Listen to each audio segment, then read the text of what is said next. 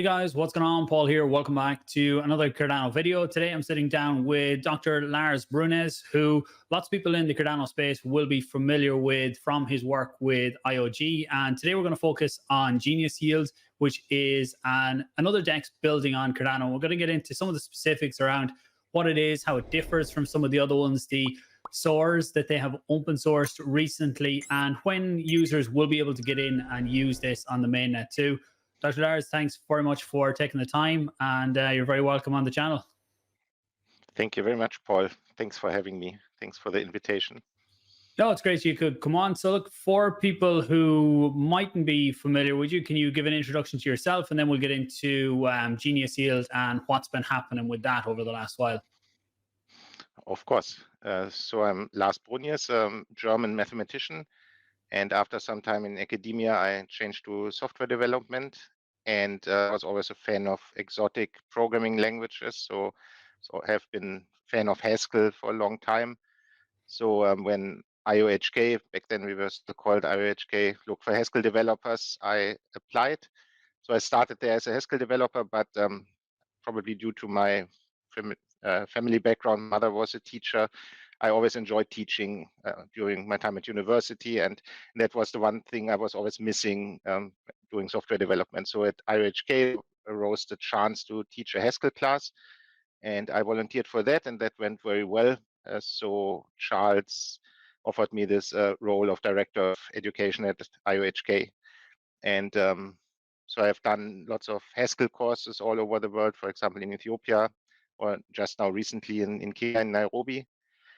And also this Plutus Pioneer program. So Plutus is the smart contract language of Cardano. And that has been quite successful. So it's all freely available on YouTube. And then 2 years ago, Genius Yield was founded. So a company, a startup, trying to build a DEX on Cardano, among other things.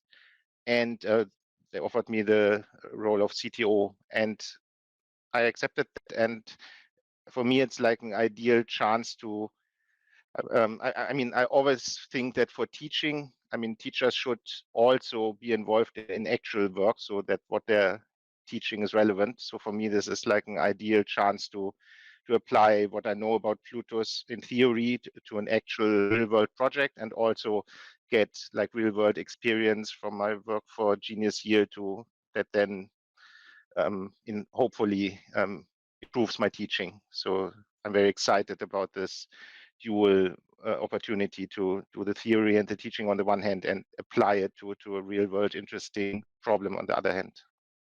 Yeah, I think they're a good fit. You get to see, obviously, the theory doesn't always match what happens in the real world or how people implement it. Code probably a bit closer than other things, but it's always good to be able to see how it's used there. So you touched a bit on Genius Yield there, and do you want to give the high level of what it is? And then we'll get into some of the intricacies around the differences between current DEXs or how Genius is going to work. Right. So, I mean, Genius Yield, eventually, I mean, the yield part is that we want to have a DEX that with like a smart yield optimization where people can automatically like handle their trades or their yields, set parameters for them and so on.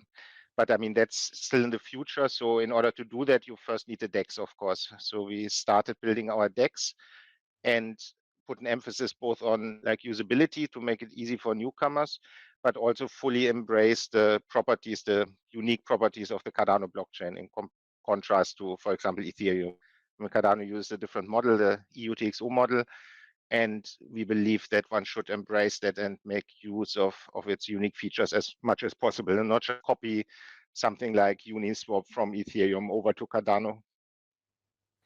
Yeah, and I suppose just to clarify for people what Uniswap or most of the DEXs we have right now on Cardano would be AMM Dexes. So right. The way they work is and correct me if I'm wrong on any of this, you have to put in two assets to liquidity pools. There has to be liquidity there all the time to enable your trades, and the majority of trades on them are instant market order trades, so they give you the best price. But an order book and using the EUTXO gives a different spin on it. You can set the price that you want to trade at. So we do see that some of the dexes now offer both the AMM side and the limit order side, which is the order book. So how will the Genius Dex work? Genius uses the order book approach.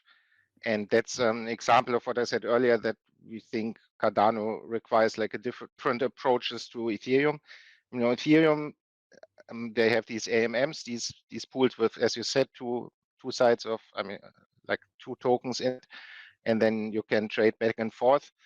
But on Ethereum, like a lot of trades can happen in one block on the same on one of these pools. But Cardano works differently. So on Cardano, things are represented by so-called UTXO. So if you did exactly that, then you could only do one trade per block, basically, on such an AMA, if you do it on Cardano. And obviously, like other dexes on Cardano that use this model, realize that. That would be far too slow. It wouldn't scale because you could only like have one trade every 20 seconds. So what they need to do is they use so-called batchers, where you collect a bunch of orders and then handle them in one transaction once every block, which adds a centralized aspect to those dexes, because you always need these batchers, and typically the access to these batchers is restricted, so you need a license or the project does it themselves. So it's not really decentralized. And we, on the other hand, we don't use these AMS, so we use orders, and every order is an individual UTXO on the blockchain. So that means that in one block there can be many transactions interacting with different orders. So it allows a massive potential for parallelization. So that's probably the most important, one of the most important differences, that we fully embrace this order book model. Okay, yeah. So using what Cardano gives you with the EUTXO model. But on that, will you have instant market orders as well? Or is it just like where I set the price I want to buy at? There's some people who want to come in, they're used to trading on other platforms or dexes, and I just want to buy now at the best price. Is that possible on your dex, or is it only limits? It is possible. I mean, the underlying smart contract is limit orders, but we have implemented market orders, so that's possible. And what it does is basically it just gives you, it looks at the current orders, limit orders, and then if you want to do a market order, it basically directly fills one of those. So it suggests you one that you can fill, and you can immediately do this trade. And that also has the advantage that, it's completely deterministic. So, you know exactly how much you will get. So there's no slippage or anything like that. Of course, there's the risk that while you contemplate whether you want to do that, somebody else interacts with this order. So it's not guaranteed. But if your trade goes through, then you know exactly what you will get. So yes, we do support market orders, but we might still try to improve the experience a bit, because it crucially depends on liquidity, of course. So if there is no suitable limit order available, then of course this doesn't work so easily. So we try to improve that. But in principle, yes, we support that right from the beginning. Okay, and I've seen it talked about before about partial fills of orders, and that's all. Mm-hmm. That's no problem with. So there could be a big limit order there, and I only want a small part of that, or my market order might take in 2 limit orders. That's all fine in the order book, is it? Yes. So we back in the experimental phase, we first started with orders that had to be completely filled, but we quickly introduced a new smart contract. So right now on the DEX, all the orders are orders that can be partially filled. So yes, okay. So even if there's a big order, a small market order can partially fill that. Exactly. Yeah, and also technically, sorry, don't. No, yes, as you said, so you can also use 2 or more orders in principle. So yes, that's all completely open. Okay, that's good. Yeah, it's better optimized, I suppose, for the back end and for the user on the front end. It's a lot smoother for them. So I suppose that brings us on to the SORs, or smart order routers, that ye open sourced, I think only in the last week or so. I will put out, there's a link to a document below as well that I'll put out that explains them a bit better. But do you want to give the overview of what the SOR is, or how that works? Yes, of course. So, I mean, as I said, basically the fundamental piece of our DEX at the moment is these limit orders. So people place limit orders, and then of course somebody has to fill them. So somebody has to match up open limit orders and fill them, and it's what our SORs, smart order routers, do. And as you mentioned, we open sourced that, and I think that's really important. So first of all, just on like moral grounds, that I mean, we want to build a DEX, a decentralized exchange. So if only we or like licensed people could run these SORs, that would go contrary to that idea, to this ideal. But we also believe it's extremely good for the users and for everyone that is open source, because I mean, there's a lot of creativity and smartness you can put into programming these SORs. I mean, how to match orders. And we believe if it's open for everyone and everyone can do these things and develop their own strategies that these SORs use to match orders, that's good for everyone. I mean, people that are technically inclined to do these things and enjoy that, have a fun project, I mean, to run their own SORs and can make money on that, because for each match, I mean, there is a potential for arbitrage that the matcher can keep. But also it's good for the users, because the more SORs are active with like a variety of strategies, the higher their chances are that their orders will get filled quickly.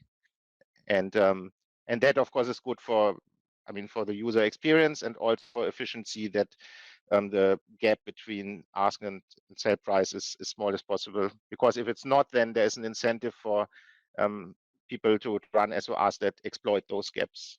So we basically use game theory, the idea that to make our DEX efficient, and also make it thereby much more decentralized. So even if something goes wrong with our own SORs, then hopefully the community ones will still process trades.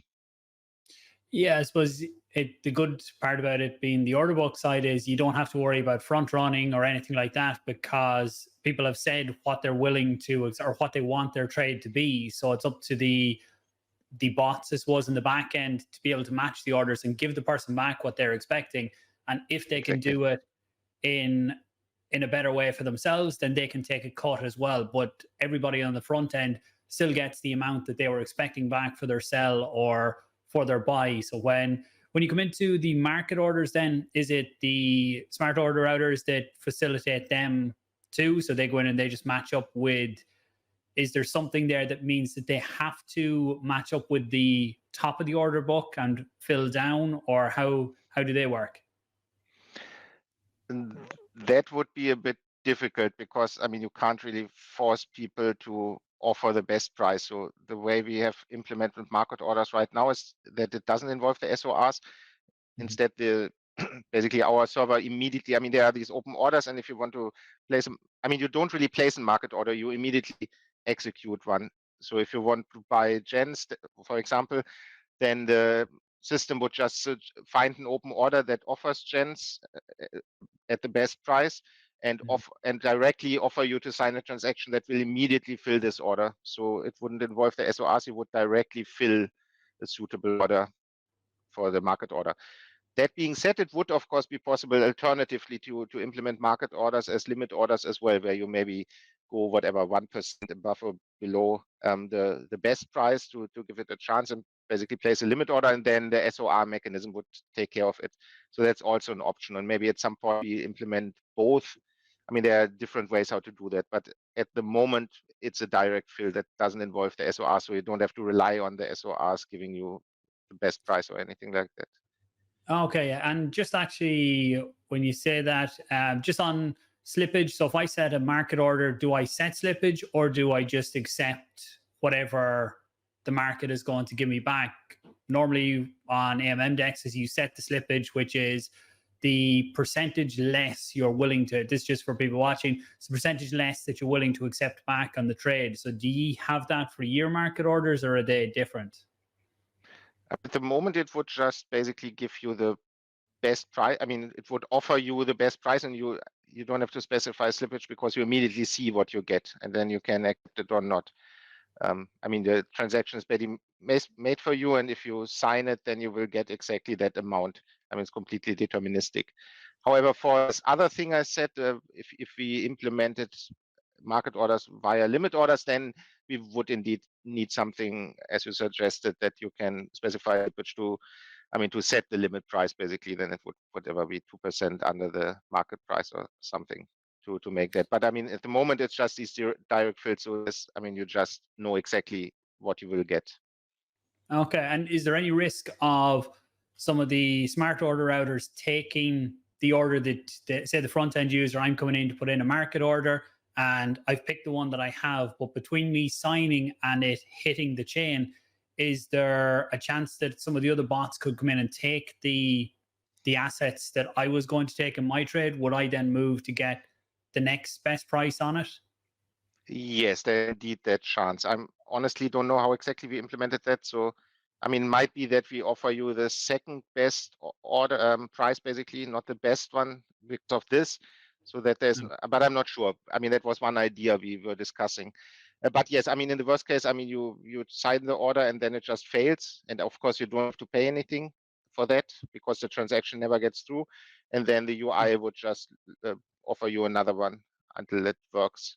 But in principle, of course, because it's a concurrent system, so you never have control over what other people or bots do at the same time. So that can always happen, that something disappears before you can execute it.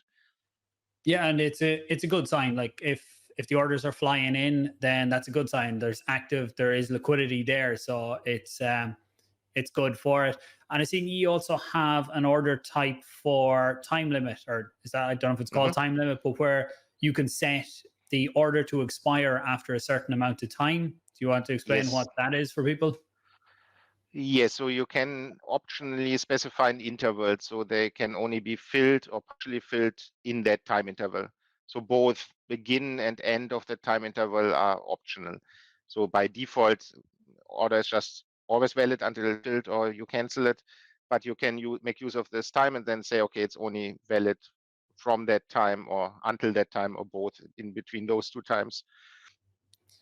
Okay, yeah, it's handy for people who don't want the order to run too long, or sometimes you forget about, you might have some orders in there, you forget about them, but the assets they're just sent back to your wallet then if the order isn't executed, is it, if it runs past the time?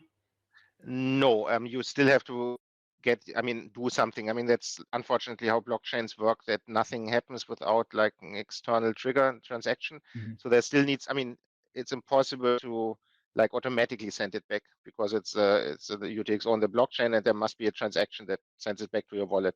So what these time orders do, it's just they forbid or they only allow the order to be filled in this time interval. They don't automatically send you back your money, so you still have to cancel it. Of course, obviously you could do some UI thing that is not implemented yet to like remind you that you need to cancel it or something like that. But at the moment you explicitly still have to cancel it afterwards. It's just that you can be sure it can't be filled anymore once this limit has been reached.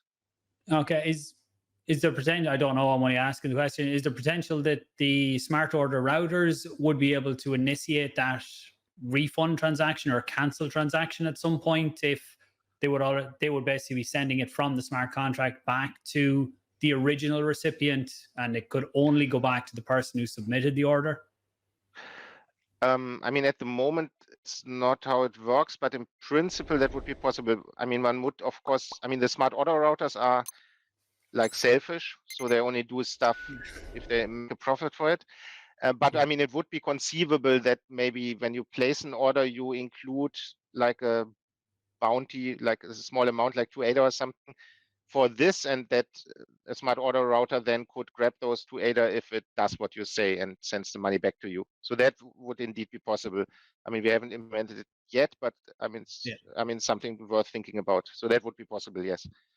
Okay, yeah, I think it just will be good for the user experience that they don't have to worry about it, that it will eventually just come back to them if the order doesn't execute.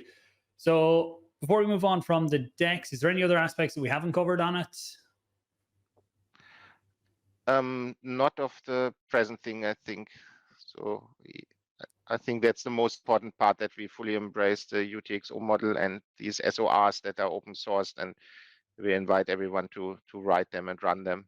So I think Yeah. I mean, I don't know. We can of course talk about future things for the DEX, for new features, but if you Yeah. like. Oh no, I've a few other bits I was going to get into. So if there is other Mhm. stuff on the DEX, I just wasn't sure. At the minute, actually, the alpha testnet is out. That's only open to some people, but will that be expanded, that tester group expanded over the next few weeks, or what is the timeline in the run up to mainnet? Yes, I mean, I can't give precise times because, I mean, the whole point of testnet is to find potential problems, and depending on whether we find any, I mean, we need to fix them.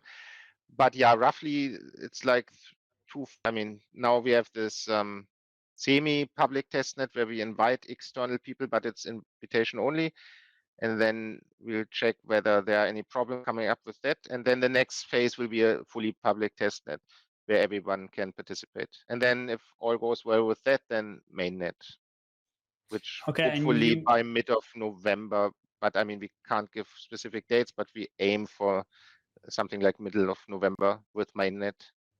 okay, yeah, development never likes launch dates, especially developers trying to nail them down to a date. You should always add a few weeks to it just to be safe. But you Yes, mentioned there about there's future features planned. Is there any of them that you can talk about here of what we might see in the DEX in the future? certainly. I mean, one thing that's quite close to my heart is options, because uh, actually I developed a smart contract for options some months ago already. And we have like a demo for that. So that's probably the feature we'll add first after the mainnet launch. So options in the sense of derivatives. So I mean, the smart contract is already there. So I mean, option has two parts. I mean, you must somehow be able to create options and execute them. You must be able to trade them. So now the trading part is basically already covered by our DEX. So we don't have to worry about that. So what will be new will this possibility to create options and exercise them. And I think that's quite exciting. And so, yeah, that will probably be the next feature we add. And Okay, then, yeah, go sorry, ahead. just before we go Sorry. off options, just for anybody listening who doesn't understand options, it's my perception is it's basically the option to buy an asset at a certain price at a certain time in the future. Is that what we're talking about here?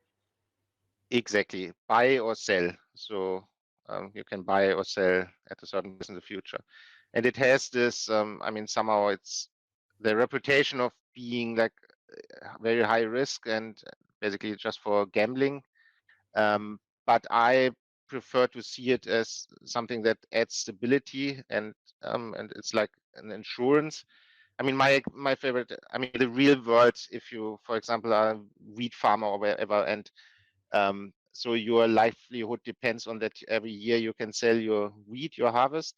But I mean, it's very hard to plan how, I mean, the future and your budget if you don't know how much money you will get for your wheat, because wheat prices are fluctuating a lot. So then you have the option to buy an option on wheat that guarantees you that whatever by the end, I mean, by harvest time, you will get at least a certain minimum amount of dollars for a ton of wheat or something like that. And then, I mean, it's like an insurance.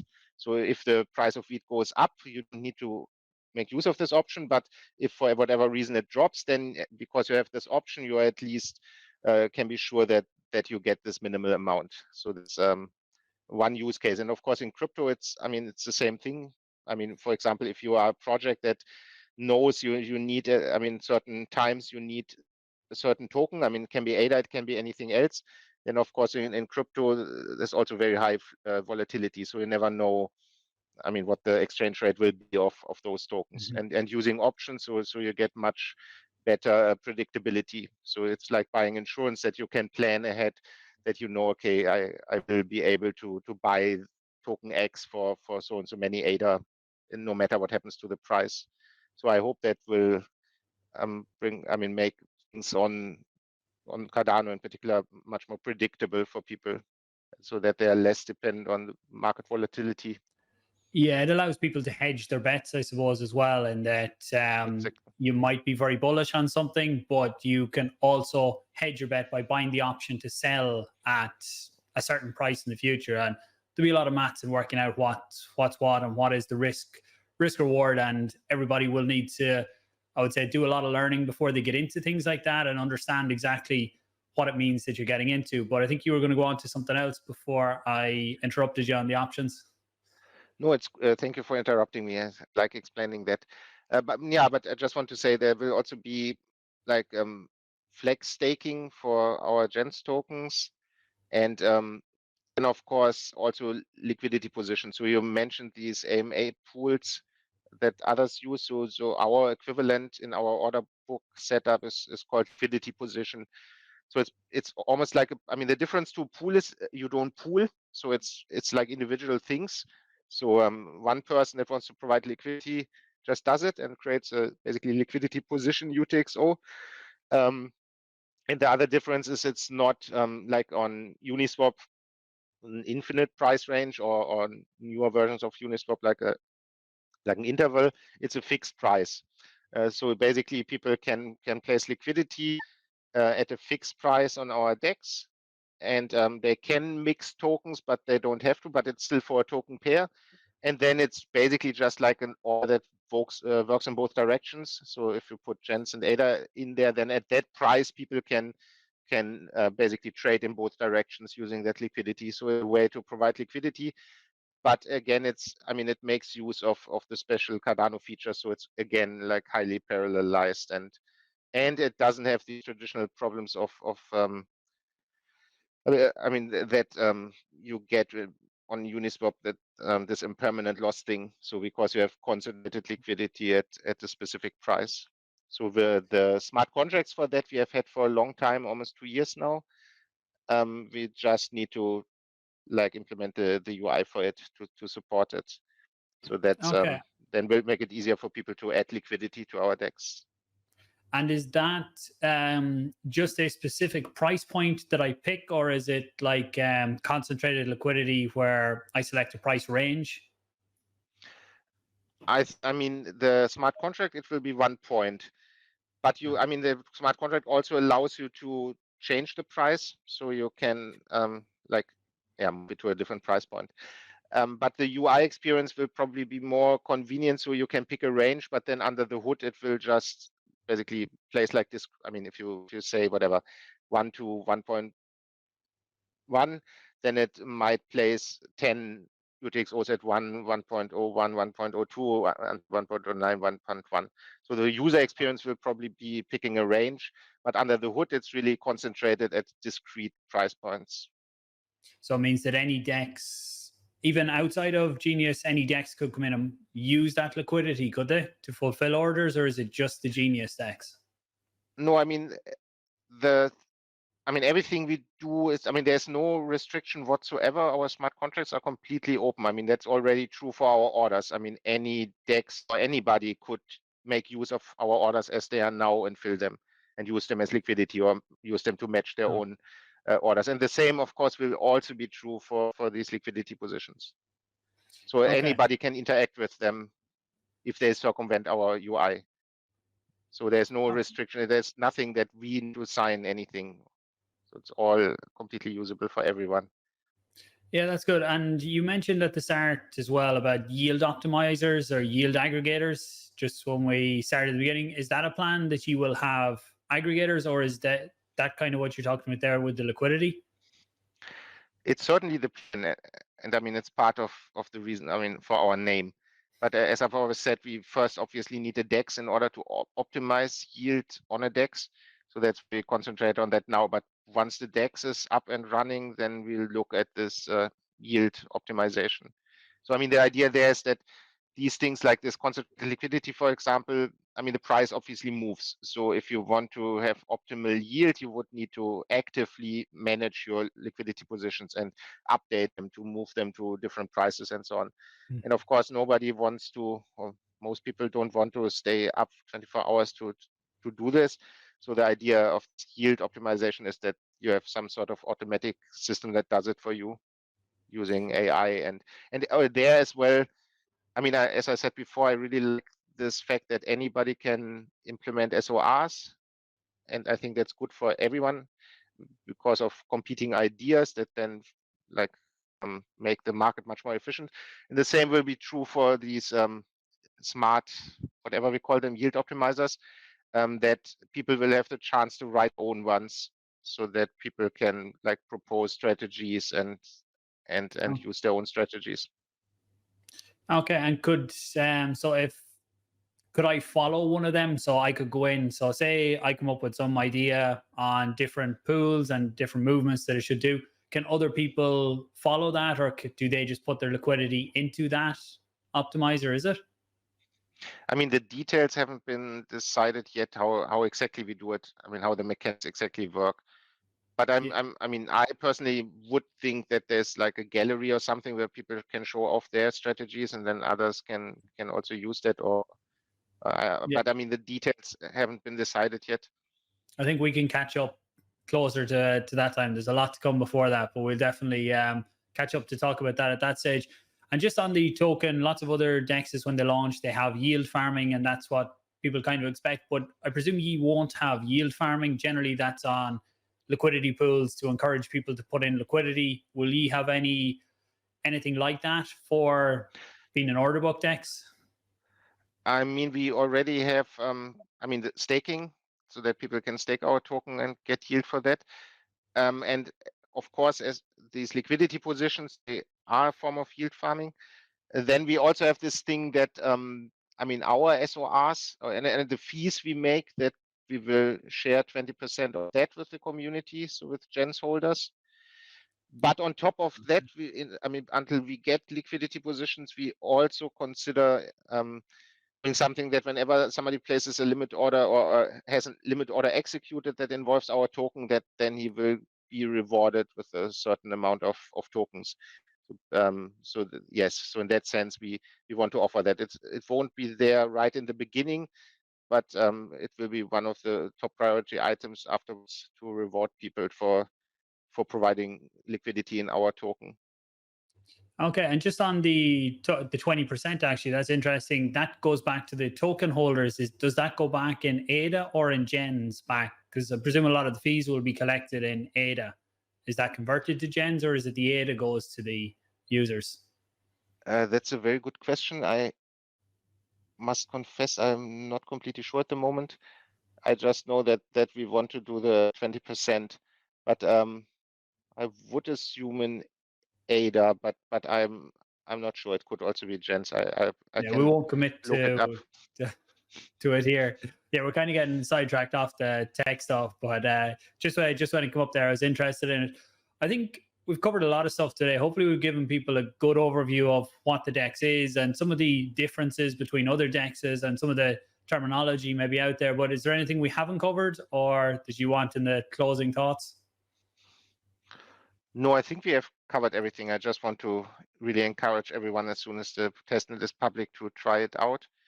And also for the more technically inclined people to look at these SORs. I think it's a lot of fun to try to do that. And I mean, it can be profitable. Of course, nobody knows how profitable, but at least there's a chance. And I think it's like an intellectual challenge to come up with matching strategies that somebody else has thought of. So I hope it's both fun and lucrative for people.